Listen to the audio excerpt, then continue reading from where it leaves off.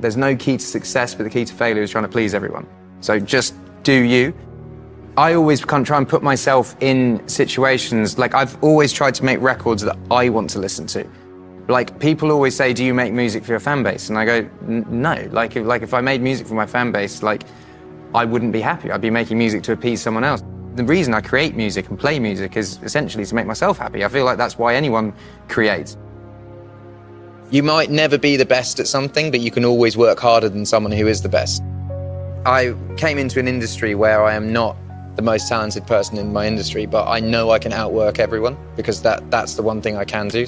I just think being yourself is so powerful. And I feel like a beautiful person, but without the sounding weird about it, but because of it, I have now a confidence in myself. Because of being myself, all of these great things have happened. So now I can walk into an award show dressed however I want and be super confident about it, because it's like I've done what I set out to achieve without compromising. You're allowed to be artistic and don't let anyone dim your light.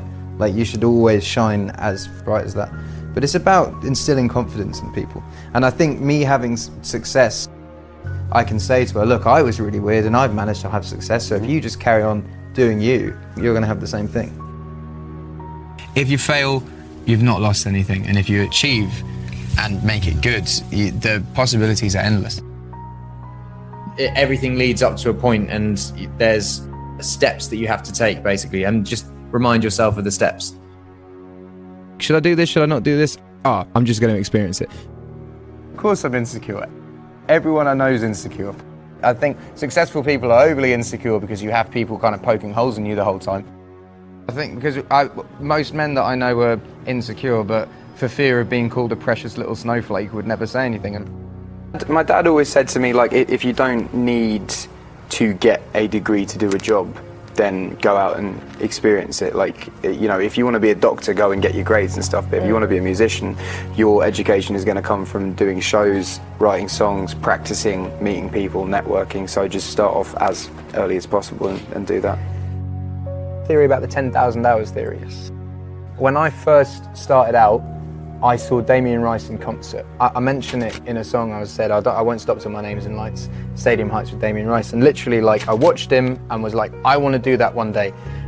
And wrote a million songs, did a million gigs, ended up kind of doing a similar thing. But it literally came from writing a song a day or 2 songs a day or 5 songs a day and just getting all these songs out of me, doing a million gigs, sometimes 3 gigs a day. Sometimes we did 6 gigs a day one year at Glastonbury. But I think you view it as a dirty tap. When you switch a dirty tap on, it's going to flow shit water out for a substantial amount of time, and then clean water is going to start flowing, and now and then you'll get a bit of shit, but as long as it gets out of you, it's fine.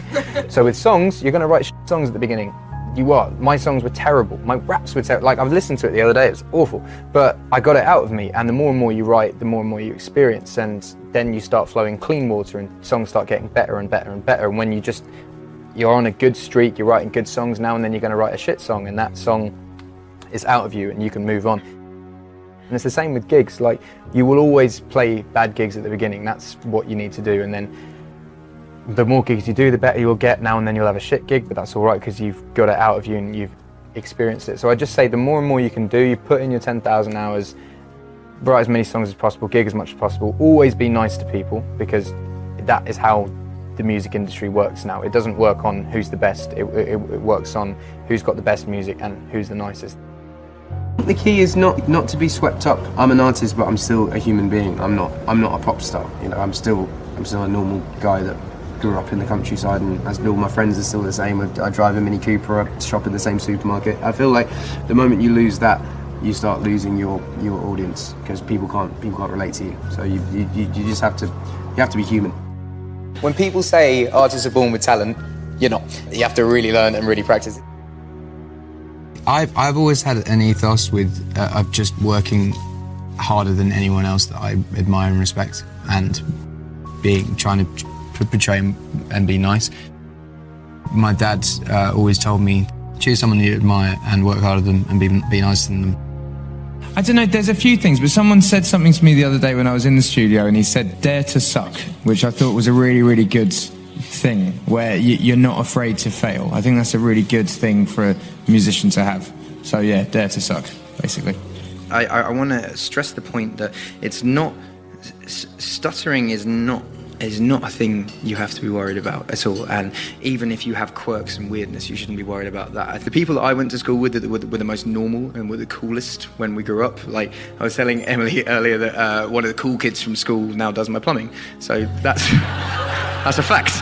That's a fact. So my thing that I wanted to stress most tonight is not necessarily to shed light on stuttering or make it a thing. Is to just stress to kids in general is to just be yourself, because there's no one in the world that can be a better you than you. And if you try to be the cool kid from class, you'll end up being very boring and doing plumbing for someone. And yeah, it's just be yourself, embrace your quirks. Being weird is a wonderful thing. My goals and dreams, I've said this a million times, my goals and dreams are always to play Shepherd's Bush Empire and have a gold album. And with the week the album came out, we played Shepherd's Bush Empire and the album went gold. And then from there, it's just kind of gone. So it's quite easy for me to be myself because I've been every step of the way. Every time I've been myself, I've had success in it. But I think it's hard when you had a lot of success musically, maybe doing something that you didn't believe in 100%. You know, sometimes the success that you find isn't actually you being yourself. But also I think it's the fake it till you make it attitude of, if you let people think you're successful, then you will eventually become successful. My pain might be different to someone else's. It might not be on the scale of anyone else's, but it still creates music. I don't really see the point of making music if it's not an expression of self or a form of therapy. You know, it's like if I have...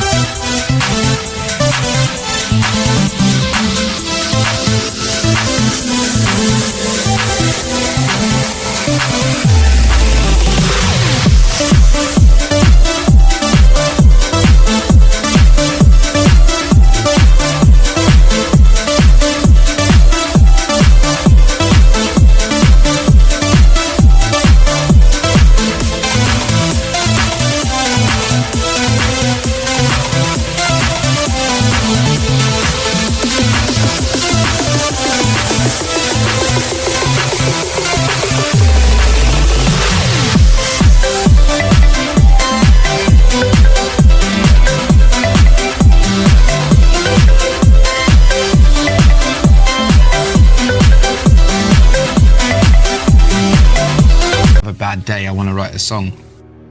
I don't want to write a song to have a hit. I want to write a song because I want it to make me feel better.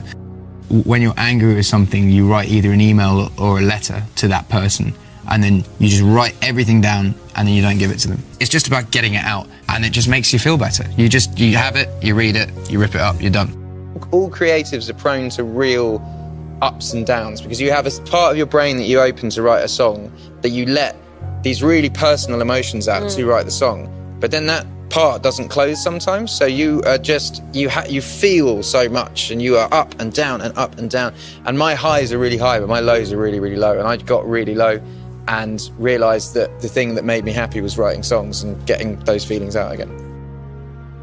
I find I've been working on it for the past eight years, and whether it be getting rid of a phone and only answering emails, like, you know,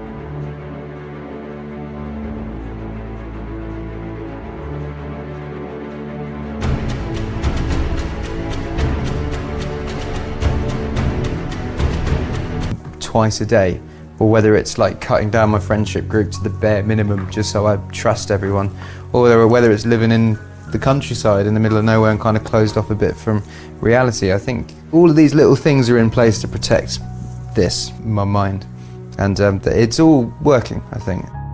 Fame it is an enhancer of anything that is going on. If you have an ego, you get a bigger ego. If you're anxious, you get more anxious. If you're shy, you get more shy. I look at my dad, and my dad has 4 friends now, and they're like his core friends. And he probably had 20 friends when he was 20 or 25. But the older you get, the smaller your friendship group shrinks, and fame just speeds that up. It just enhances that. So my friendship group has shrunk, but I'm left with the people that I'd have been left with in 20 years anyway. So yeah, I have changed. I've learned a lot. I don't care what people think. Like, I'm so happy with where I am. I love my friends. I love my wife. I love my family. No one to celebrate the success with. Like, what's the point? So I'd say the greatest success has been settling. I want a 30-year career, not a 5-year career. I don't want to do it all up. You know, we could have done stadiums a lot early on. We could have done arenas a lot earlier on. We could have released 5 albums in 5 years, but it's a marathon, not a sprint. And I remember being around a lot of my contemporaries that were doing so much better than me, and my manager being like, just slow down, just slow down, just slow down. And now I'm still here 6 years on and they're not. And I think you like the whole music industry, you just need to just pace yourself. Just take time to make great albums. You don't have to stick out music all the time to stay relevant. You'll stay relevant by making great records, and to make great records, you have to spend a lot of time to do them. If you don't aim for the top of the mountain, how are you ever going to get halfway?